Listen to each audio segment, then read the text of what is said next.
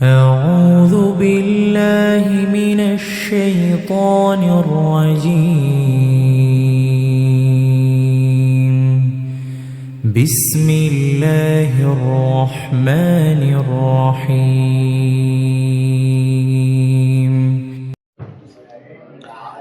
السلام عليكم ورحمة الله وبركاته. إن الحمد لله نحمده ونستعينه ونستغفره ونعوذ بالله من شرور أنفسنا ومن سيئات أعمالنا من يهده الله فلا مضل له ومن يضلل فلا هادي له وأشهد أن لا إله إلا الله وحده لا شريك له وأشهد أن محمدا عبده ورسوله أما بعد.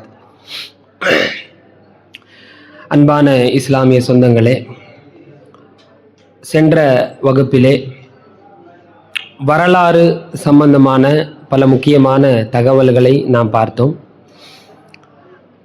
குர்ஆனிலே அல்லாஹ் நபிமார்களுடைய வரலாறுகளை எப்படி சொல்கிறான், நபிமார்களுடைய அந்த வரலாறுகளின் மூலமாக நமக்கு ஏற்படக்கூடிய படிப்பினைகள் என்ன என்பதை பற்றியெல்லாம் சென்ற வாரத்தில் நாம் பார்த்தோம். அந்த தொடரின் அடிப்படையில் இந்த வகுப்பிலே ஆரம்ப மனிதராகிய ஆரம்ப நபியாகிய முதல் நபியாகிய ஆதம் அலைஹிஸ்ஸலாம் அவர்களுடைய வரலாற்றை நாம் ஆரம்பிக்கலாம்.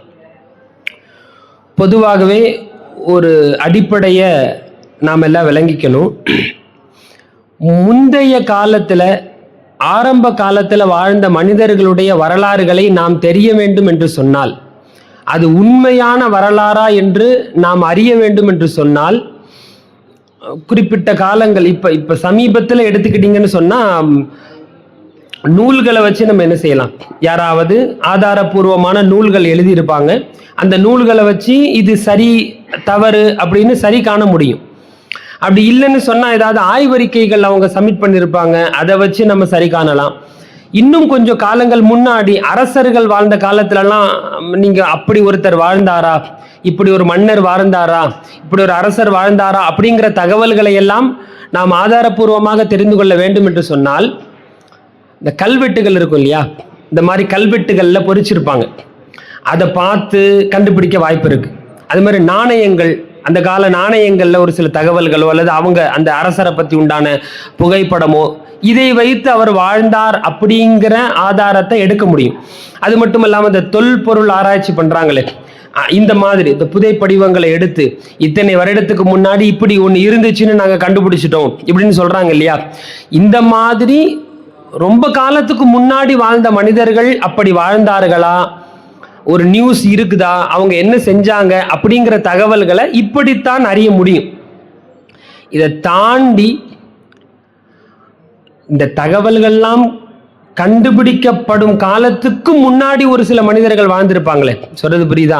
இந்த கல்வெட்டுக்கு முன்னாடி வச்சுக்கோங்க, இந்த ஹிஸ்டரி வர்றதுக்கு முன்னாடி வாழ்ந்த இந்த வரலாறுகளை தொகுப்பதற்கு முன்னால் காலத்தில் வாழ்ந்த மனிதர்களுடைய வரலாறுகளை நாம் தெரிய வேண்டும் என்று சொன்னால், அதுவும் குறிப்பாக இஸ்லாமியர்களாகிய நாம் தெரிய வேண்டும் என்று சொன்னால், குறிச்சு வச்சுக்கோங்க, வஹையின் மூலமாகவே தவிர வேற அடிப்படையில் நம்மளால தெரிய முடியாது. ஒன்று, அல்லாஹ் குர்ஆனில் அது சொல்லியிருக்கணும், அல்லது முஹம்மது ரசூலுல்லாஹ் ஸல்லல்லாஹு அலைஹி வஸல்லம் தங்களுடைய அந்த ஹதீஸில் அல்லாஹ் சொன்ன அந்த விஷயங்களை என்ன செய்வாங்க, சொல்லுவாங்க. இப்படி குர்ஆன் சுன்னா சொல்லாத தகவல்களை ஆதாரபூர்வமாக நாம் எடுப்பது என்பது அவ்வளோ நல்ல நடைமுறையாக இருக்க முடியாத ஆரம்ப கால தகவல்களை. சொல்றது புரியுதா? இப்போ தமிழ்நாட்டில் என்ன நடக்குது, ஒரு வருஷத்துக்கு முன்னாடி என்ன நடந்துச்சு அப்படின்னா தகவல்களை ரொம்ப தரமாக நம்மளால் என்ன செஞ்சிட முடியும், சேகரிச்சிட முடியும். தகவல்கள் கிடைக்க பெறாத காலத்தில் ஒரு தகவல் கிடைக்கணும்னு சொன்னால் அது குர்ஆன் சுன்னா சொல்லி இருக்கணும். இந்த ஒரு விஷயத்த முதல்ல ஞாபகம் வச்சுக்கோங்க. அதுவும் அல்லாஹ் அதை நான் சொல்றதெல்லாம் சரிதாங்கிறத அல்லாவே என்ன செய்யறான், அது அல்லாஹ் சொன்னால் சரிதான், ஆனால் அல்லாவே அதை என்ன செய்யறான், சொல்லியும் காட்டுறான். பாருங்க, வமன் அஸ்தகு மினல்லாஹி ஹதீஸா, அல்லாஹ் கேட்குறான், அல்லாவை விட உண்மை பேசுபவன் வேற யாரு பாருக்கான்னு கேட்குறான். நான் சொல்றதெல்லாம் சத்தியம். இன்னொரு இடத்துல அல்லாஹ் சொல்றான், இன்ன ஹாதா லஹுவல் கஸஸுல் ஹக், இதுதான் உண்மையான வரலாறு. அல்லாஹ் சொல்லக்கூடிய வரலாறுகள் எல்லாம் சத்திய வரலாறு என்பதாக அல்லாஹ் குர்ஆனிலே குறிப்பிடுவதை நாம் ஆரம்பமாக நினைவில் வைத்துக் கொள்ள வேண்டும். இந்த அடிப்படையில் தான் நாம் ஆதம் அலைஹிஸ்ஸலாம் அவர்களுடைய வரலாற்றை இப்போது பார்க்க போகிறோம். சொல்றது புரியுதா? இப்போ பொதுவாகவே நபிமார்களுடைய வரலாறுன்னு ஆரம்பித்தோன்னு சொன்னால் பிறப்பு முதல் இறப்பு வரை அப்படின்னு தான் பார்ப்போம். ஆனால் ஆதம் அலைஹிஸ்ஸலாம் அவங்களுக்கு மட்டும் கொஞ்சம் டிஃப்ரெண்ட்டாக படைப்பு முதல்னு பார்க்க வேண்டியது இருக்குது. ஏன்னா இவங்க பிறப்பே ஒரு படைப்பு, நம்முடைய பிறப்பும் ஒரு படைப்பு தான். அகீதா ரீதியில் பார்த்தா நம்ம பிறந்ததும் எல்லாம் படைச்சது தானே. ஆனால் நம்ம அதை நம்ம ஸ்லாங்கில் சொல்கிறதா இருந்தால் பிறப்புன்னு சொல்லுவோம் இல்லையா? ஆனால் அசல்லையே ஆதம் அலைஹிஸ்ஸலாமுடைய அந்த பிறப்புங்கிறதே படைப்பு தான் அப்படிங்கிறதையும் நாம் ஆரம்பமாக விளங்கணும். இப்போ ஆதம் அலைஹிஸ்ஸலாமுடைய படைப்பின் ஆரம்பத்திலிருந்து இன்ஷா அல்லாஹ் நாம் இந்த வகுப்பை பார்க்கலாம். ஆதம் அலைஹிஸ்ஸலாம் அவர்கள் படைக்கப்பட்ட கோர் மெட்டீரியல் என்ன அப்படிங்கிறத ஸ்டார்டிங்கில் பார்ப்போம். கோர் மெட்டீரியல்னா புரியுதா? அந்த ஆதம் அலைஹிஸ்ஸலாம் படைக்கப்பட்ட எதிலிருந்து படைக்கப்பட்டார்கள், அந்த கோர் மெட்டீரியல் என்னன்னா அல்லாஹ்வே குர்ஆன்ல சொல்றான், களிமண்.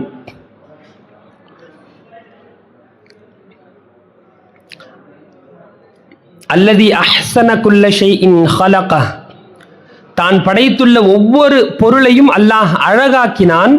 வபதஅ ஹல்கல் இன்சானி மின் தீன், அல்லாஹ் அந்த மனித படைப்பினுடைய ஆரம்பத்தை களிமண்ணை கொண்டு ஆரம்பித்தான்னு சொல்றான். சொல்றது புரியுதா? தீன்னு சொன்ன களிமண். இந்த களிமண்ணை கொண்டுதான் படைப்புகளின் ஆரம்பத்தை அல்லாஹ் ஆரம்பித்தான். அப்படின்னா ஆதம் அலைஹிஸ்ஸலாம் அவர்கள் படைக்கப்பட்டது களிமண்ணால் அப்படிங்கிறத விளங்கிக்கணும். இன்னொரு இடத்துல அல்லாஹ் சொல்றான், ஹலகல் இன்சான மின் ஸல்ஸாலின் கல் ஃபஹார். ஃபஹார்னு சொன்னால் இந்த சுட்ட மண் பாண்டம், மண் பானை இருக்குல்ல, அந்த நல்ல சுட்ட ரெடி பண்ண மண் பானை. இந்த மண் பானையை போல சுண்டுனா ஓசை வரும் அளவிற்குண்டான களிமண்ணை கொண்டு அல்லாஹ் ஆதம் அலைஹிஸ்ஸலாமை படைச்சான். நல்ல தட்டுனா என்ன வரும்? ஓசை வர்ற அளவுக்குண்டான களிமண்ணை கொண்டு ஆதம் அலைஹிஸ்ஸலாமை படைத்ததாக இன்னொரு இடத்துல சொல்றான். இன்னொரு இடத்துல வஇத் கால ரப்புக லில் மலாயிகத்தி இன்னி ஹாலிகுன் பஷரம் மின் ஸல்ஸாலின் மின் ஹமஇம் மஸ்னூன். அதாவது மாற்றப்பட்ட ஹமன்னு சொன்னா அந்த கருப்பு களிமண், மாற்றம் செய்யப்பட்ட கருப்பு களிமண்ணை கொண்டு மனிதனை படைத்ததாக குர்ஆனில் அல்லாஹ் சொல்றான். இப்போ ஆரம்பத்தில் நாம் தெரிஞ்சுக்கிட்டது ஆதம் அலைஹிஸ்ஸலாம் அவர்கள் படைக்கப்பட்டது களிமண்ணால். ஓகேவா? சரி, இந்த களிமண்ணை அல்லாஹ் எங்கிருந்து எடுத்தான், எப்படி எடுத்தான் அப்படிங்கிற தகவல்களை இப்போ நாம் பார்ப்போம். அல்லாஹ் இந்த களிமண்ணை பூமியிலிருந்து தான் எடுத்தான். சரியா? பூமியிலிருந்து எடுத்தான். அதுவும் எல்லா இடத்திலிருந்தும் களிமண் எடுத்தான். ஒரே இடத்துலேருந்து என்ன செய்யலை, அப்படி ஒரு பிடி மண் எடுத்து அதிலிருந்து ஆதம் அலைஹிஸ்ஸலாம் செய்யப்படலை. எப்படி அதை ஸல்லல்லாஹு அலைஹி வஸல்லம் சொல்றாங்க பாருங்க, இன்னல்லாஹ ஹலக ஆதம மின் கபலத்தின் கபலஹா மின் ஜமீஇல் அர்த். அல்லாஹ் ஆதம் அலைஹிஸ்ஸலாம் அவர்களை படைத்தான். எப்படி படைச்சான்னா பூமியினுடைய எல்லா பகுதிகளிலிருந்து மண்ணை எடுத்து ஆதம் அலைஹிஸ்ஸலாம் அவர்களை படைத்தான். புரியுதா? அமெரிக்காவில் ஒரு புடி, ஆப்பிரிக்காவில் ஒரு புடி, உதாரணத்துக்கு விளங்கத்துக்காக சொல்றேன். இப்படி எல்லா பகுதிகளிலிருந்தும் மண்ணை எடுத்தான். அதனால தான் பாருங்க ஸல்லல்லாஹு அலைஹி வஸல்லம் தொடர்ந்து சொல்றாங்க, ஃபஜாஅ பனு ஆதம் அலா கத்ரில் அர்த். அதனால தான் ஆதமுடைய மக்கள் எல்லோரும் மண்ணை மாதிரியே கொஞ்சம் டிஃப்ரெண்ட் டைப்ல இருக்கிறாங்க. மண்களில், அந்த மண்ணில் எப்படி டிஃப்ரெண்ட் டைப்ஸ் இருக்குதோ அதே மாதிரியே மனிதர்களும் வித்தியாசப்படுறாங்க. சிவப்பா இருக்கிறவங்க செக்க சிவப்பா இருக்கிறாங்க. ஒருவேளை அந்த எடுக்கப்பட்ட மண் சிவப்பு மண்ணா இருக்கலாம். ஒரு சில பேர் கருப்பா இருக்கிறாங்க, ஒரு சில பேர் வெள்ளையா இருக்கிறாங்க. ஸல்லல்லாஹு அலைஹி வஸல்லம் தொடர்ந்து சொல்றாங்க, ஜாஅ மின்ஹுமுல் அஹ்மர், அதிலிருந்து தான் செக்க சிவந்த மனிதர்கள் எல்லாம் வருகிறார்கள். வல் அபியம் வல் அஸ்வத் வ பைன தாலிக், அதாவது கருப்பு வெள்ளை அல்லது ரெண்டுத்துக்கும் மத்தியில் உண்டான கலர்கள்ல இப்படி கலர் வித்தியாசப்படுவதும் இந்த மண்ணை எடுத்ததற்குண்டான ஒரு காரணம் என்பதாக ஸல்லல்லாஹு அலைஹி வஸல்லம். நம்மெல்லாம் என்ன கலர்ல இருக்கிறோம்? மாநிறம் பைனதாலிக் தான். அதனால இப்போ நாம ரெண்டாவதா விளங்கின விஷயம் ஒன்று, ஃபர்ஸ்ட் ஆதம் அலைஹிஸ்ஸலாம் அவர்கள் மண்ணால் படைக்கப்பட்டார்கள். இது ப்ரூவ் பண்ணப்பட்ட ஒரு விஷயம். அது களிமண்ணால் படைக்கப்பட்டார்கள். அதுவும் எப்படிப்பட்ட களிமண்? சுண்டுனா சத்தம் வர்ற லெவலுக்குண்டான களிமண். சரி, இந்த மண்ணை அல்லாஹ் எதிலிருந்து எடுத்தான்? பூமியிலிருந்து எடுத்தான். இந்த பூமியிலிருந்து ஒரே இடத்திலிருந்து எடுக்கல, பூமியின் பல பாகங்களிலிருந்து மண்ணை எடுத்ததாக ஸல்லல்லாஹு அலைஹி வஸல்லம் சொல்லி காட்டுறாங்க. இப்படி மண்ணை எடுத்து ஆதம் அலைஹிஸ்ஸலாம் அவர்களை ஒரு உருவமாக அல்லாஹ் உருவாக்கினான். சரி, இப்படி உருவமாக உருவாக்கினான்ல, அந்த உருவத்தின் உயரம் எவ்வளவு? அத ஸல்லல்லாஹு அலைஹி வஸல்லம் சொல்றாங்க, ஹலக்கல்லாஹு ஆதம அலா சூரத்திஹி தூலுஹு சித்தூன திராஅ. அல்லாஹ் ஆதம் அலைஹிஸ்ஸலாமை படைச்சிட்டு அந்த படைச்சான் இல்லையா, அப்ப ஆதம் அலைஹிஸ்ஸலாம் அவர்களுடைய உயரம் 60 முழம் என்பதாக முஹம்மது ரசூலுல்லாஹ் ஸல்லல்லாஹு அலைஹி வஸல்லம் சொன்னாங்க. 60 முழம். இப்ப அகலம் ஆதாரபூர்வமான செய்திகள்ல தேடி பார்த்த வரைக்கும் கிடைக்கல. நீளம் கிடைக்குது, அகலம் கிடைக்கல. நாம எப்படி விளங்கலான்னு சொன்னா, நீளத்துக்கேற்ற அகலம் கண்டிப்பா இருக்கத்தான் செய்யும். ஹைட் அண்ட் வெயிட் கரெக்டான முறையில் இருக்கத்தான் செய்யும். அப்படிங்கிறத இதன் மூலமா நாம் என்ன செய்யலாம்? விளங்கி கொள்ளலாம். இதை படைச்சு முடிச்ச உடனே அந்த ஹதீஸினுடைய தொடர் பாருங்க. ஃபலம்மா ஹலக்கஹு, அல்லாஹ் ஆதம் அலைஹிஸ்ஸலாமை படைச்ச உடனே கால இத்ஹப், ஆதமே நீங்க போங்க, ஃபஸல்லிம் அலா உலாஇக நஃபரி மினல் மலாயிகா, மலக்குமார்கள் அங்க உட்கார்ந்து இருக்கிறாங்க, அந்த மலக்குமார்கள்ட்ட போய் சலாம் சொல்லுங்கன்னு அல்லாஹ் சொல்றான். இப்போ ஆதம் அலைஹிஸ்ஸலாம் படைத்த பிறகு செய்த ஆரம்ப செயல்கள்ல ஒரு செயல் என்னமா? சலாம் சொல்றது. அது அல்லாஹ் தொடர்ந்து சொல்ற, ஃபஸ்தமிஅ மா யுஹய்யூனக, அவர்கள் சொல்லும் பதில் சலாமையும் நீங்க கேட்டுக்கோங்க. சொன்ன உடனே அல்லாஹ் தொடர்ந்து சொல்ல, ஃபஇன்னஹா தஹிய்யதுக வ தஹிய்யது ذُرِّيَّتِكَ, அதுதான் உங்களுக்கும் முகமன், உங்களுக்கும் சலாம், அதுதான் உங்களுடைய சந்ததியினருக்கும் அதுதான் சலாம் அப்படின்னு சொன்ன உடனே ஆதம் அலைஹிஸ்ஸலாம் நேரா மலக்குமார்கள் கிட்ட போறாங்க. போயிட்டு அஸ்ஸலாமு அலைக்கும் அப்படின்னு சொன்னாங்க. உடனே மலக்குமார்கள் எல்லாம் அஸ்ஸலாமு அலைக்க வ ரஹ்மத்துல்லாஹ் அப்படின்னு சொன்னாங்க. இப்போ எதை எக்ஸ்ட்ரா ஆக்கியிருக்கிறாங்க?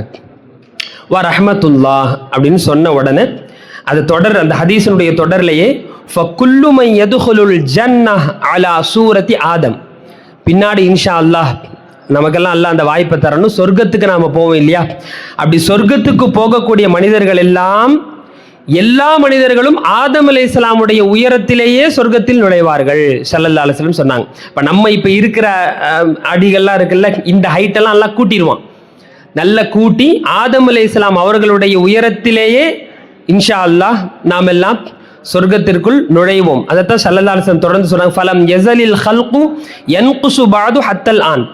ஆதம் அலைஹிஸ்ஸலாம் 60 முழம், ஆனால் அதற்கு பின்னால் படைப்புகள் கொஞ்சம் கொஞ்சமா ஹைட் குறைஞ்சிக்கிட்டே இப்போ நாம் இருக்கிற இந்த ஹைட்டை இப்போ நாம் என்ன செஞ்சிருக்கிறோம்?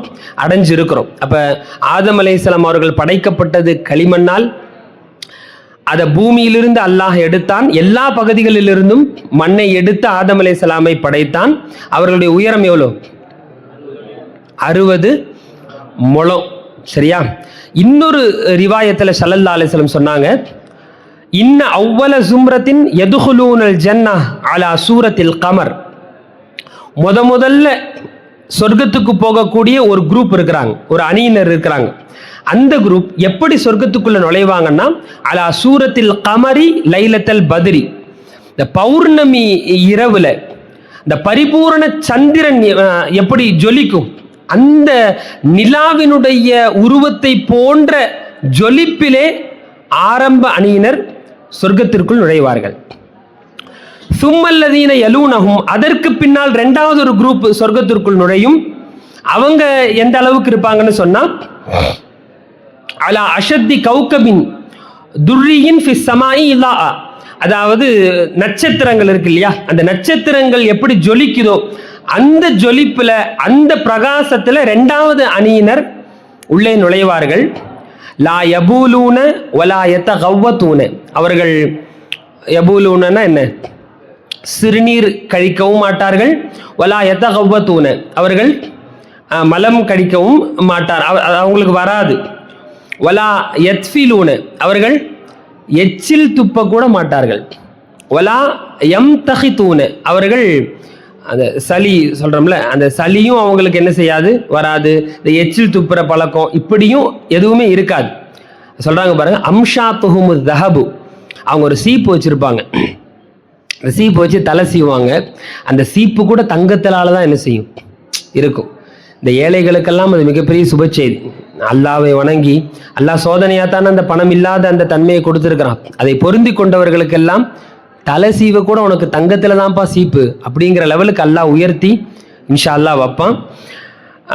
வரஷ்ஹுமுல் மிஸ்கு, அவர்களுடைய அந்த வாசனை இருக்கு இல்லையா, அந்த வியர்வையின் வாசனை, அதுவெல்லாம் கஸ்தூரியாகத்தான் மணக்கும். அதனால தான் சொர்க்கத்தில் எல்லாம் கஸ்தூரி கஸ்தூரின்னே சொல்லப்படும். நீங்கள் பார்த்தா அதனுடைய மண், ஸல்லல்லாஹு அலைஹி வஸல்லம் மேராஜுக்கு போகும்போது கூட இந்த சொர்க்கத்தினுடைய மண்ணை எடுத்து பார்ப்பாங்க. அந்த மண் என்னவா இருக்கும், கஸ்தூரியாக இருக்கும். சொர்க்கத்தில் இப்படி வார சந்தை கூட போடுவாங்க. வார சந்தைன்னா இப்போ திருச்சியில் இங்கே வார சந்தை எப்போன்னு தெரியுமா? ஜாமான் வாங்கலாம் போவீங்களே, எங்கள் ஊர் சைடில் செவ்வாய்க்கிழமை வார சந்தை போடுவாங்க. இப்படி ஒரு ஊருக்கும் வாரத்துக்கு சந்தை இருக்கும், மார்க்கெட் சந்தை. அப்படி சொர்க்கத்தில் ஒரு சந்தை இருக்குது. என்ன அது எப்போ போடுவாங்கன்னா வெள்ளிக்கிழமை தான் போடுவாங்க. கடைக்கு போய் ஜாமான் வாங்கலாம் அப்படின்னா புரியுதா? இதை மிகைப்படுத்தி சொல்கிறேன்னு நினைக்காதீங்க. சொர்க்கம்ங்கிறது ஒரு லைஃப். அது நம்ம நினச்சிக்கிட்டானோ எப்படின்னா, இந்த புவியீர்ப்பு விசையை கண்டுபிடிச்ச மாதிரி சொர்க்கம்னா என்னென்னா ஒரு மரத்துக்கு கீழே உட்காந்துருப்போம், அவ்வளோதான். என்னென்ன திடீர்னு ஆப்பிள் வேணும், டக்குன்னு ஆப்பிள் கையில் வந்து உட்காந்துக்கும். ஆரஞ்சு வேணும், ஆரஞ்சு கையில் இங்கே வந்து உட்காந்துக்கும். சாப்பிடணும், டக்குன்னு அதுவே உறிஞ்சிக்கும். ஓகே தான், நான் சொல்ல வர்றது இது நடக்காதுன்னு சொல்ல வரல. இது சொர்க்கம்னா நம்ம மைண்டுக்குள்ளே இது மட்டும்தான் வருது. இப்படி நினைச்சதெல்லாம் நடக்கும். எப்படின்னா ஒரு மரம் கீழே 2 ஆறு, அப்படி ஒரு ஆறு இப்படி ஒரு ஆறு, தண்ணி குடிச்சிக்கிட்டு அப்படி உக்காந்துக்கிட்டு மரத்துலேருந்து பறத்தை வாங்கிட்டு கூருளிலாம் சுற்றி உக்காந்துக்கிட்டு அதுக்கப்புறம் என்னப்பா, அதுக்கப்புறம் அதான் சார் சொர்க்கம், இவ்வளவு தானே சொர்க்கம். அப்படி எந்த கண்ணும் பார்த்திராத, எந்த சிந்தனையும் சிந்திக்க முடியாத அளவுக்குண்டான ஒரு லவ்வத், ஒரு இன்பம், ஒரு சுகம். அட சொர்க்கமடாதுன்னு சொல்ற லெவலுக்கு அது இருக்கும். நம்மால் அதை இப்போ என்ன செய்ய முடியாது, உணர முடியாது. அப்போ அது ஒரு லைஃப்னு முதல்ல விளங்கணும். நம்ம ஏதோ ஒரே இடத்துல உட்காந்துக்கிட்டு கிடைச்சதெல்லாம் வந்துக்கிட்டு இருக்கோன்னு இல்லை. நீங்கள் நினைச்ச மாதிரி என்ன செய்யலாம், சொர்க்கத்தில் இருக்கலாம். அப்படிப்பட்ட வாய்ப்பை அல்லாஹ் தருவான். ஆசைப்பட்டதெல்லாம் கிடைக்கும், நினைக்கிறதெல்லாம் கிடைக்கும். இந்த ஒரு ஹதீஸில் வருதுல, ஒருவர் விவசாயம் பண்ணணும்னு ஆசைப்பட்டாரா இல்லையா? விவசாயம் பண்ணணும்னு ஆசைப்பட்டார். சொர்க்கத்தில் அல்லாஹ்விடத்துல கேட்பார், யா அல்லாஹ் நான் விவசாயம் பண்ணணும்னு ஆசைப்படுறேன். அல்லாஹ் கேட்பான், ஏப்பா விவசாயம் பண்ணணுமா? சொர்க்கத்தில் நினைச்சா கிடைக்க போது, எல்லாம் கிடைக்கதானே போகுது, எதுக்கு விவசாயம்? இல்லை, எனக்கு ஆசையா இருக்கு, நான் விவசாயம் பண்ணணும். இந்த உலகத்தில் விவசாயம் பண்ண சொன்னா பண்ணுவோமா? கொஞ்சம் வெயில் அடிச்சாலே உள்ள வந்து ஏசியை போடுங்கிற லெவலுக்கு தான் என்ன செய்யுது, உலகம் மாறிக்கிட்டு இருக்கு. இப்போ விவசாயிகள் உண்மையிலேயே விவசாயிகள் உழைக்கிறாங்க, விவசாயிகளுடைய தரஜா அப்படின்னு வெளியில நின்று பேசிக்கிட்டு இருக்கிறாங்க. உள்ள போனா தான் அந்த வழி என்ன செய்யும் தெரியும். அப்ப அங்க போயிட்டு அவனுக்கு வித்தியாசமான ஆசை, என்ன விவசாயம் பண்ணணும். உடனே அல்லாஹ் என்ன செய்வானா, சரி ஆசைப்பட்டா சொர்க்கத்துல கிடைக்கணும்ல, என்ன விதையை கொடுத்துருவான். விதையை கொடுத்து விவசாயம் பண்ணிக்கப்பா. உடனே அவரும் ஆசையில் சரின்னு எடுத்து தூவி விட்டுருவார். அது பூமி நிலம், இது வேற, அது சொர்க்க நிலம். ரெண்டுத்துக்கும் ஒரே மாதிரி இருக்காதுல்ல. அவர் விதையை போட்டுட்டு இப்படி திரும்பி பார்க்கறதுக்குள்ள மலை மாதிரி வளர்ந்துரும், எல்லாம் வளர்ந்து நிற்கும். பார்த்துட்டு என்னடா அதுக்குள்ள வளர்ந்துருச்சுங்கிற மாதிரி அவருக்கு என்ன செய்யும், தோணி இருக்கணும் இல்லையா? உடனே அல்லாஹ் அப்பதான் சொல்லுவானா, ஆதமுடைய மகனுடைய வயித்தை எதை வச்சும் நிரப்ப முடியாது உள்ளோருக்கு. இவன் என் ஆசைப்படுறான் பாருங்க, திரும்ப திரும்ப விவசாயம் பண்ணணும்னு நீ ஆசைப்பட்டில்லப்பா, விவசாயம் பண்ணியாச்சும் எடுத்துக்கோ அப்படின்னு அல்லாஹ் என்ன செய்வான் சொல்லுவான். அப்படின்னு ஸல்லல்லாஹு அலைஹி வஸல்லம் சொல்லும்போது பக்கத்தில் ஒரு கிராமத்து அரபி உட்காந்துருந்தார். ஏன்னா அவர் சொன்னாரா, யார சொல்லலாம், ஒருவேளை இந்த விவசாயம் பண்ணார்ல அவர் உங்க குறைஷி அல்லது இந்த அன்சாரியா தான் இருப்பாங்க. ஏன்னா இவங்க தான் இந்த விவசாயிகள். எங்கூர் சைட்லாம் விவசாயம் கிடையாது, நாங்கள்லாம் இல்லைப்பா அப்படின்னு அந்த கிராமத்து அரபி அந்த சொல்லும்போது ஸல்லல்லாஹு அலைஹி வஸல்லம் சிரித்தார்கள் என்பதாக ஹதீஸுகள்லாம் நாம் பார்க்கலாம். எதுக்கு இதை நான் சொல்ல வர்றேன்னு சொன்னால், சொர்க்கம்ங்கிறது ஒரு லைஃப், அதை முதல்ல நாம் விளங்கணும். இன்பமான ஒரு லைஃப். வார சந்தை இருக்கும், வெள்ளிக்கிழமை சந்தை போடுவாங்க. கணவன்மார்கள் எல்லாம் மனைவிமார்கள்ட்ட சொல்லிட்டு சந்தைக்கு போவாங்க. ஏதாவது சந்தைக்கு போயிட்டு வரும்போது என்ன செய்யும், காற்று பலமாக அடிக்கும். காற்று அடித்ததில் புழுதியெல்லாம் மேலே என்ன செய்யும், மேலே அந்த மண் புழுதியெல்லாம் என்ன செய்யும், மேலே வந்து விழுந்துடும். அந்த புழுதியோட வீட்டுக்கு வருவாங்க. மனைவிமார்கள் வீட்டில் உள்ளவங்கள்லாம் பார்த்து கேட்பாங்க, என்னங்க போகும்போது அழகாக இருந்தீங்க, ஆனால் வரும்போது அதை விட அழகாக வந்திருக்கீங்களே அப்படின்னு சொல்லுவாங்களாம். உடனே இவங்க சொல்லுவாங்களாம், நீங்கள் மட்டும் என்ன கம்மியா, நான் போகும்போது இருந்த அழகை விட இப்போ நல்ல அழகு கூடி இருக்குதே அப்படின்னு கணவன்மார்கள் என்ன செய்வாங்க, சொல்லுவாங்க அப்படின்னு ஸல்லல்லாஹு அலைஹி வஸல்லம் சொல்லி காட்டுறாங்க. காரணம், அந்த புழுதியெல்லாம் கஸ்தூரி. புரியுதா சொல்றது? நம்ம புழுதி நினச்சிக்காதீங்க. நம்ம புழுதி அந்த போய் முதல்ல குளிச்சுட்டு வாங்கங்க, எங்கெங்க போயிட்டு வந்தீங்க, ஒரு முதல்ல தொடங்குங்க அப்படின்னு நம்ம இங்கே பூமியில் சொல்லணும். சொர்க்கம்ங்கிறதுனால அந்த புழுதி படும்போது கூட அழகு என்ன செய்யுது, கூடுது. எதுக்காக இதை சொல்ல வந்தேன்னா, இந்த ஹதீஸில் ஸல்லல்லாஹு அலைஹி வஸல்லம் சொல்லும்போது வரஷ்ஹுமுல் மிஸ்க், அவர்களுடைய அந்த வாடை இருக்கு இல்லையா, அவர்களுடைய அந்த மேனி வரக்கூடிய அந்த வாசம் கூட கஸ்தூரியாக இருக்கும்னு சொன்னாங்க ஸல்லல்லாஹு அலைஹி வஸல்லம். வ மஜாமிருஹுமுல் உலூவத்துல் அன்ஜூஹ், அதாவது அஞ்சூஜ்னு சொன்னால் நல்ல வாசனை தரக்கூடிய இந்த அகர்குச்சின்னு சொல்லுவாங்க. இந்த வாசனை தரக்கூடிய ஊதுன்னு சொல்லுவாங்க அரபியில். இந்த அகர்குச்சி, அவர்கள் இந்த வாசனைக்காக புகை கலன்கள்லாம் வச்சுருப்பாங்கல்ல, அப்படிப்பட்டது எல்லாமே இந்த அகர்குச்சிகளாக இருக்கும் அப்படின்னு ஸல்லல்லாஹு அலைஹி வஸல்லம் சொன்னாங்க. அது மட்டுமல்ல, அஸ்வாஜுஹும் அல் ஹூருல் ஐன், அவர்களுடைய மனைவிமார்கள் ஹூருல் ஐன்களை பற்றி இன்ஷா அல்லாஹ் வாய்ப்பு இருந்தால் தனியாக என்ன செய்வோம், ஒரு கிளாஸு எடுப்போம். சரியா? உடனே சந்தோஷமாக இருக்கிற மாதிரி இருக்குது. அது தனியான கிளாஸாக என்ன செய்வோம், இன்ஷா அல்லாஹ் எடுப்போம். அலா ஹல்கி ரஜுலின் வாஹிதின், ஒரே மனிதருடைய அமைப்பில் தான் சொர்க்கத்துக்குள்ள எல்லாரும் இருப்பாங்க. இப்போதான் நம்மளுடைய பாயிண்ட் வருது. அலா சூரத்தி அபீஹிம் ஆதம் சித்தூன திரான் ஃபிஸ்ஸமா, ஆதம் அலைஹிஸ்ஸலாம் அவர்களுடைய உயரமாகிய 60 முழத்திலே சொர்க்கத்திலே மனிதர்கள் எல்லாம் இருப்பார்கள் என்று ஸல்லல்லாஹு அலைஹி வஸல்லம் சொன்னாங்க. அதனால இப்போ நம்ம எது வரைக்கும் பார்த்துருக்குறோம்னு சொன்னால், ஆதம் அலைஹிஸ்ஸலாம் படைக்கப்பட்டது களிமண்ணால். அந்த மண்ணை அல்லாஹ் பூமியிலிருந்து தான் எடுத்தான். பூமியிலிருந்து பலதரப்பட்ட மண்கள் அந்த இடத்திலிருந்து அல்லாஹ் எடுத்து ஆதம் அலைஹிஸ்ஸலாமை உருவாக்கினான். அந்த உருவாக்கின உயரம் 60 முழம் அப்படிங்கிறத நாம் பார்த்துருக்குறோம். இன்னும் ஒரு தகவல்களை எக்ஸ்ட்ரா பார்ப்போம். உடலை படைச்சிட்டான் இல்லையா அல்லாஹ், இப்படி படைச்சி செஞ்சு வச்சுட்டு உடனே ரூஹ ஊதலை, கொஞ்ச நாள் அப்படியே போட்டு வச்சிருந்தான் அல்லாஹ். இது ஸல்லல்லாஹு அலைஹி வஸல்லம் சொல்றாங்க, லம்மா சவ்வரல்லாஹு ஆதம் ஃபில் ஜன்னா, சொர்க்கத்திலே ஆதம் அலைஹிஸ்ஸலாம் அவர்களை அல்லாஹ் உருவாக்கிய போது, உருவம் கொடுத்த போது, தரக்கஹு மாஷா அல்லாஹு ஐ யத்ருகஹு, அல்லாஹ் நாடிய நாட்கள் அது எத்தனைங்கிறது சொல்லப்படலை, ஆனால் அல்லாஹ் அப்படி போட்டு வச்சிருந்தான். எந்த அளவுக்கு போட்டு வச்சிருந்தான்னா, இப்லீஸ் வந்து அந்த கிடக்குதுல அந்த உருவம், அதை சுற்றி வருவான். அப்படி இப்லீஸ் அந்த உருவத்தை அப்படி சுற்றி வருவான். ஃபஜஅல இப்லீசு யுதீஃபு பிஹி யன்துரு மா ஹுவ, இது என்னன்னு அப்படி சுற்றி பார்ப்பான்.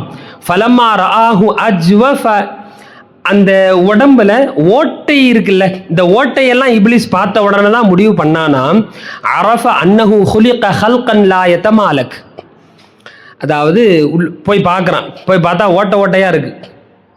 அப்படிதானே மனித உடம்பே ஓட்டை தானே. ஓட்டைன்னா புரியுதா, ஒரு விஷயத்தை உள்ளுக்குள்ளே போடலான்னு இருக்கிறதெல்லாம் ஓட்டை தான். நம்ம வயிறு எடுத்துக்கோங்க, இங்கே மூடி இருக்குன்னு நினைக்காதீங்க, அது ஒரு பானை மாதிரி, அது ஒரு ஓட்டை தான். சொல்ல புரியுதா? அதே மாதிரி மனிதர்களுடைய நிறைய இடங்கள்ல நம்மளாம் ஓட்டைகள் உள்ள ஒரு உடம்பு தான்.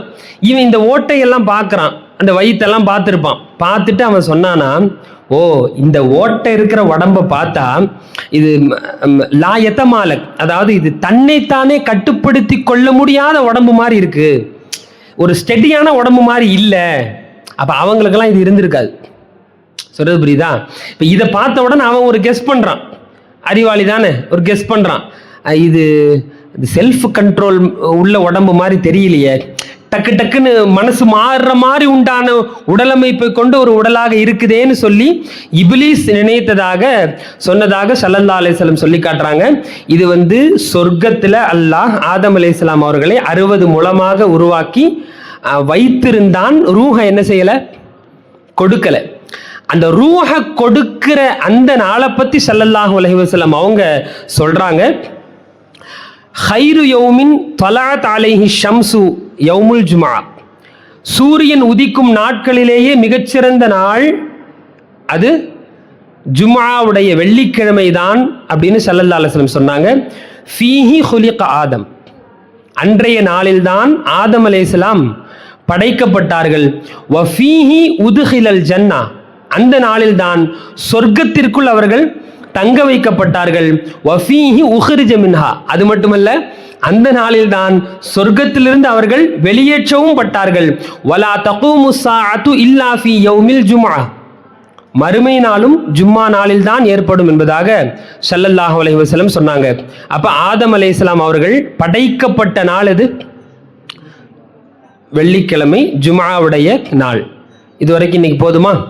இன்ஷா அல்லாஹ் அடுத்த தொடரில் படைக்கப்பட்ட பிறகு என்னென்ன சம்பவங்கள் எல்லாம் நடந்தது, அடுத்து ஆதம் அலைஹிஸ்ஸலாமுக்கு பிறகு படைக்கப்பட்டவர்கள் யார் அப்படிங்கிற மேலதிகமான தகவல்களை எல்லாம் இன்ஷா அல்லாஹ் நாம பார்க்கலாம். இதில் ஏற்படக்கூடிய சந்தேகங்கள் எல்லாம் நீங்கள் என்ன செய்யுங்க, குறிச்சி வைங்க. இப்போ ஆதம் அலைஹிஸ்ஸலாம் வெள்ளிக்கிழமை படைக்கப்பட்டாங்க.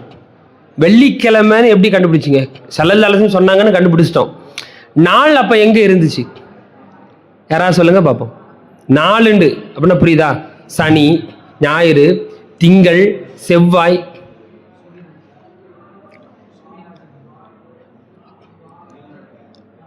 சொல்லுங்க, கரெக்டா சொல்லுங்க பாப்போம்.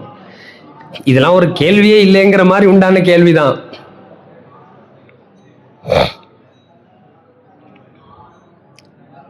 நீங்க சொல்லுங்க. சூரியன் வச்சு, மாஷா அல்லாஹ், இது கரெக்ட். அப்புறம் இப்ப நான் சொன்னதுலயே ஒரு ஹிண்ட் இருந்துச்சு. பூமியிலிருந்து மண்ணை எடுத்து தான் ஆதம் அலைஹிஸ்ஸலாம் அல்லாஹ் படைச்சான்னு சொன்னோமா இல்லையா? அப்ப என்ன விளங்குது? பூமி முன்னாடியே படைக்கப்பட்டுருச்சுன்னு விளங்குதா இல்லையா? பூமி, சூரியன், அண்ட சராசரங்கள் எல்லாம் முன்னாடியே படைக்கப்பட்டுருச்சு அப்படின்னு விளங்குதா இல்லையா? எப்ப சூரியன், பூமி, நாட்கள் எதை வைத்து கணக்கிடப்படுதோ அதெல்லாம் முன்னாடியே படைக்கப்பட்டுருச்சுன்னு சொன்னா நாள் அப்பவே ஸ்டார்ட் ஆயிடுச்சுங்கிறது விளங்க வேணாமா? புரியுதா சொல்றது? அதைத்தான் ஸல்லல்லாஹு அலைஹி வஸல்லம் ஒரு ஹதீஸ்ல சொல்லுவாங்க, அஸ்ஸமானு கத் இஸ்ததார கஹைஅதிஹி யௌம ஹலகல்லாஹு ஸமாவாதி வல் அர்த் அஸ்ஸனா 12 ஷஹரா.